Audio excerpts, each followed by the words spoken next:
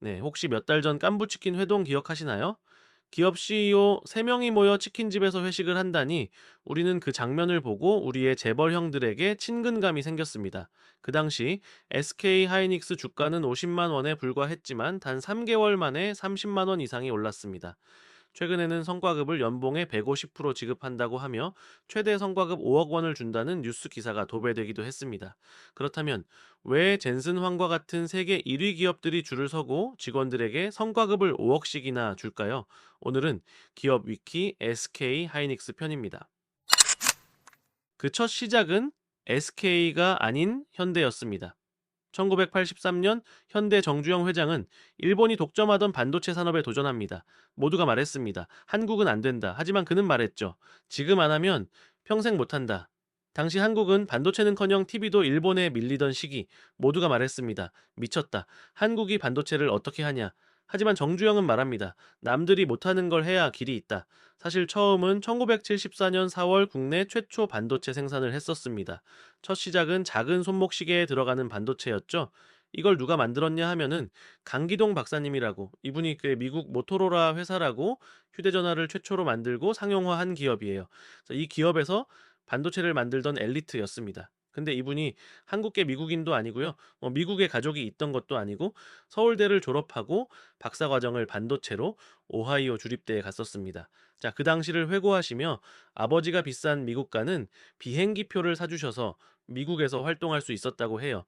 미국 대학에서 반도체를 연구하고 국방성과 큰 프로젝트를 하고 모토로라에서 근무하다 보니 반도체와 관련해 굉장한 양의 지식을 쌓았다고 합니다. 자, 그 지식이 미국만이 아니라 전 세계에서 먹히는 레벨이 상당히 수준 높은 지식이었다고 합니다.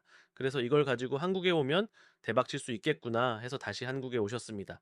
하지만 당시 국방성과 여러 큰 프로젝트 때문에 기술 유출에 대해 예민했다고 해요. 그래서 강기동 박사님이 한국에 오시자마자 한국 반도체를 설립하고 전자시계 반도체를 생산했던 것이었습니다. 하지만 박사님이 생각하는 히트는 일어나지 않았습니다. 이때 오일 쇼크가 발생하면서 기업이 부도가 나고 이 한국 반도체를 삼성이 사들였습니다. 강기동 박사님이 현대에도 자문을 하시며 디램에 집중해라. 사실 크게 그 두 가지가 있었습니다. 시스템 반도체와 메모리 반도체 두 개인데요. 메모리 반도체가 디램입니다. 우리 그 컴퓨터를 보시면 꽂혀 있는 초록색, 그게 이제 디램입니다. 그리고 CPU나 그래픽 카드가 시스템 반도체입니다. 강기동 박사님이 디램 생산을 강조한 이유가 뭐냐면요. 디램이 전 세계 규격 동일이라 싸고 안정적으로 만드는 게 중요하기 때문이고, 또 제 시스템 반도체는 이미 일본과 미국이 너무 앞서 있었기 때문에 이 디램을 추천했다고 합니다. 16K, 64K, 256K 디램을 연이어 개발하며 세계 시장에 이름을 올립니다. 한국도 반도체를 할 수 있다는 걸 처음으로 증명한 순간이었습니다. 하지만 반도체는 돈 먹는 하마였습니다. 공장 하나 짓는데 수조 원, 기술은 2년에서 3년마다 새로 바뀌는 산업. 그 와중에 IMF 금융위기가 터집니다. 환율 폭등, 금리 급등, 자금 경색, 현대그룹 전체가 흔들렸고 전자도 예외는 아니었습니다. 정부와 채권단은 요구했습니다. 현금이 안 되는 사업은 정리하라. 반도체는 장기 산업. 자, 당장 돈이 안 됐습니다. 자, 그렇게 현대그룹은 눈물을 머금고 현대전자를 매각 대상으로 전락합니다. 2001년 현대전자는 분리되며 이름이 하이닉스로 바뀝니다. 하지만 빚은 남았고 시장 신뢰는 무너졌습니다. 그때 업계는 말했죠. 이 회사는 끝났다. 그렇게 2001년 현대전자에서 하이닉스로 사명이 변경됩니다. 네, 많은 사람들이 이때 SK가 샀다고 오해하지만 사실은 아닙니다. 이 시기 하이닉스는 채권단 관리 아래 떠돌던 회사였습니다. 정부와 채권단은 하이닉스를 팔기 위해 10년 동안 전 세계를 돌며 인수자를 찾습니다. 하지만 매번 결과는 같았습니다. 부채가 너무 많다. 네, 반도체는 위험하다. 경기 변동이 너무 심하다. 협상은 열렸다가 깨지고 또 열렸다가 무산되기를 반복합니다. 그 사이 직원들은 내일 회사가 사라질 수도 있다는 불안 속에서 일했습니다. 시장에서는 하이닉스를 이렇게 불렀습니다. 떠도는 반도체 회사. 그 당시 하이닉스는 롤러코스터를 타던 시기였습니다. 호황기일 땐 정말 잘 됐지만 불황기일 땐 수조원 적재에 시달렸습니다. 성과급이 나오기도 하지만 그 다음 연도엔 구조조정이 있기도 했죠. 그렇게 10년 동안 매물로 있었던 하이닉스에 손을 내민 건 SK였습니다.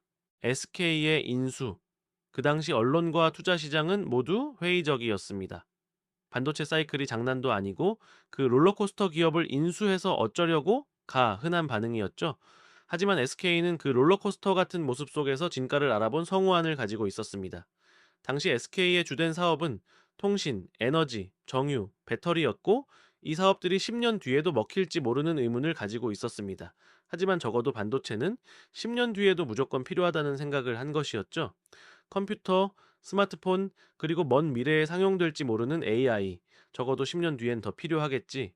그 당시 하이닉스는 적자여도 높은 수준의 기술력을 가지고 있었고, 빚은 있어도 공장과 특허, 인재는 존재했습니다.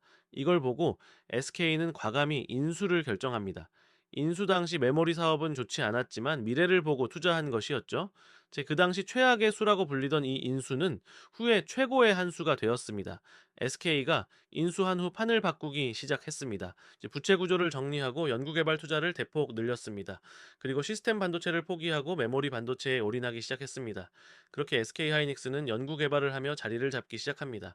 개발진들은 메모리 반도체 D램을 생산하면서도 다른 곳에 눈이 가기 시작합니다. 아, 저게 되면 참 좋을 텐데. 아니, 혹시 모르잖아. 그 당시 AI는 아직 연구실에서만 거론되던 이야기였고 HBM은 너무 비싸고 어렵고 너무나도 작은 시장이었습니다. 자, 그때 당시 SK 하이닉스 안에서도 이런 말이 많았습니다. 이거 해봤자 팔 곳도 없고 망해. 그럼에도 연구진들은 끝까지 몰아붙였습니다. 언젠가는요, AI 때문에 GPU가 메모리 감당 못하는 시대가 올지도 몰라요. 사실 HBM은 기존 D램과는 완전히 다릅니다. D램은 옆으로 배열하고 긴 전선이 필요하며 전력 소모가 컸지만 HBM은 여러 개를 수직으로 쌓고 GPU 옆에 붙여 초고속 전송이 가능해요. 쉽게 설명하자면 아파트를 가로로 짓던 걸 갑자기 초고층 빌딩으로 쌓는 것과 같아요. 그리고 공정 중 가장 중요한 게 이제 실리콘 관통 구멍으로 연결하는 건데요. 이걸 이제 TSV 공정이라고 하는데 이게 그렇게 까다로웠다고 해요. 사실 설비 초기는 기존 D램 생산하는 거랑 별 다르지 않지만 TSV 공정 여기서부터 좀 달라집니다. HBM은 수직으로 쌓기 때문에 칩 한 장 한 장에 미세한 구멍을 뚫고 금속으로 채워야 해요. 이 설비는 D램에 없고 또 이것만 한다라고 해서 되는 게 아니에요. 웨이퍼 방막화, 스택 본딩, 패키징 등 굉장히 까다로워요. 또 어찌저찌 해서 설비는 했는데 초기 불량률이 90%였대요. 임원 회의에선 이거 연구만 한 걸로 하자고 얘기한 적도 있다고 해요. 하지만 연구원 분들이 아니라고 할 수 있다고 해보겠다고 하며 의지를 보여줬고 SK 또한 투자를 아끼지 않았습니다. 그렇게 SK 하이닉스는 점차 괴물이 되어가기 시작합니다. 그렇게 의지로 연구해 오던 결과 SK 하이닉스는 전 세계 최초로 HBM을 개발했고 HBM1을 2015년 상용하기 시작했습니다. 그렇게 HBM 시장에서 먹히기 시작했고 2022년 HBM3를 세계 최초로 양산하기 시작합니다. 이때부터 엔비디아를 비롯한 글로벌 AI 고객에게 공급되며 HBM 메모리 시장의 표준으로 자리 잡았습니다. 그리고 대망의 2022년 11월 챗GPT가 세상에 공개됐습니다. 단 5일 만에 100만 사용자를 달성하며 본격적으로 AI 시대에 접어들기 시작했습니다. 그렇게 엔비디아 GPU 폭증, AI 데이터 센터 건설 럿이 HBM 공급이 병목이 되면서 SK 하이닉스가 핵심 기업으로 부상하기 시작했죠. 2024년 HBM3 5세대도 SK 하이닉스가 양산하기 시작했고 본격적으로 수많은 세계 기업들이 SK 하이닉스와 손을 잡기 시작합니다. 그렇다면 왜 SK 하이닉스를 찾느냐를 알아보면 가장 경험 많은 회사가 SK이기 때문이죠. 사실 SK 하이닉스는 10년 동안 수많은 실패를 경험한 회사입니다. 그리고 HBM은 실험실에서 되는 것보다 양산하는 과정에서 안정적으로 나오는 게 가장 중요하죠. 이런 과정을 많이 해온 회사가 거의 없고 가장 안정적인 회사가 SK 하이닉스였던 거죠. 또 SK 하이닉스는 맞춤 설계가 가능한 기술력 있는 회사입니다. 엔비디아 전용, AMD 전용, 클라우드 전용과 같이 고객마다 필요하게 미세한 튜닝을 해주는 거죠. 그리고 중요한 건 SK 하이닉스는 단순히 메모리를 파는 회사가 아니라는 점입니다. 이제는 고객의 GPU 성능, AI 모델의 처리 속도, 데이터 센터의 전력 효율까지 함께 설계하는 파트너가 된 것이죠.